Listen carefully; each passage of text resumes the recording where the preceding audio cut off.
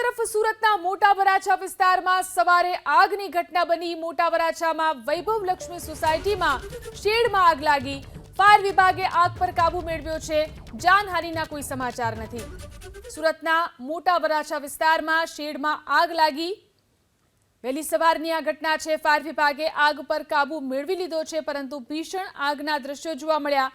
વૈભવ લક્ષ્મી સોસાયટીમાં શેડમાં આગ લાગી હતી। ફાયર વિભાગે આગ પર કાબુ મેળવી લીધો છે અને સદનસીબે કોઈ જાનહાનિના સમાચાર નથી। સુરતના મોટા વરાછા વિસ્તારની ઘટના જોઈ શકાય છે। જે રીતે ભીષણ આગ લાગી હતી, હાલ આગ પર કાબુ મેળવી લેવાયો છે।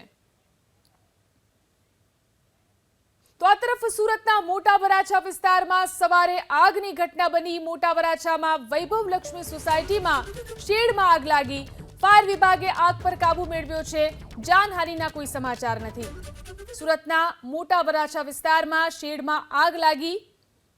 વહેલી સવારની આ ઘટના છે। ફાયર વિભાગે આગ પર કાબુ મેળવી લીધો છે, પરંતુ ભીષણ આગના દ્રશ્યો જોવા મળ્યા।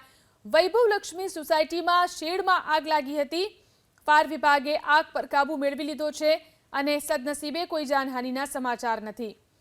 સુરતના મોટા વરાછા વિસ્તારની ઘટના જોઈ શકાય છે। જે રીતે ભીષણ આગ લાગી હતી, હાલ આગ પર કાબુ મેળવી લેવાયો છે।